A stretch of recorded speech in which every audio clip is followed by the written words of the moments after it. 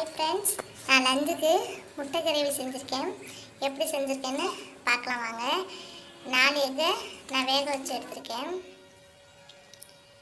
இப்போது மிக்சியில் நம்ம அரைக்கிறதுக்கு 2 தக்காளி, ஒரு பெரிய வெங்காயம், இஞ்சி பூண்டு, ஒரு பட்டை இதை மிக்சியில் அரைச்சிக்கலாம். இப்போது கடலெண்ணெய் சேர்த்துருக்கேன். இந்த வேக வச்ச முட்டையை அதை ஆயிலில் சேர்த்துட்டு கொஞ்சம் சிக்கன் மசாலாவும் மஞ்சப்பொடி சேர்த்து லைட்டாக ஃப்ரை பண்ணி எடுத்துக்குவோம்.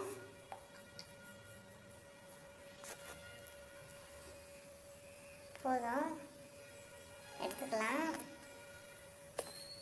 இப்போ அதே எண்ணெயில் நம்ம பட்டை, பிரியாணி இலை போட்டு சோம்பு போட்டு தாளிப்பையும் கொடுத்துக்கலாம். ஒரு வெங்காயம், கருவேப்பிலை சேர்த்துருக்கேன். ஜஸ்ட்டு கொஞ்சம் வதங்கிடுச்சு, போதும்.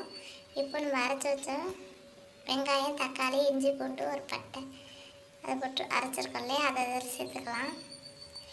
இதுக்கு தனியாக பொடி, மிளகாய் பொடி, மஞ்சத்தூள், தேவைக்கப்பட்ட தண்ணி, உப்பு சேர்த்துருக்கேன்.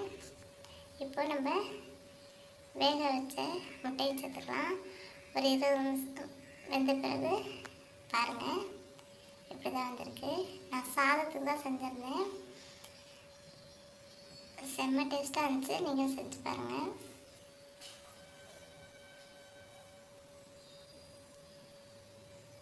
Thank you friends.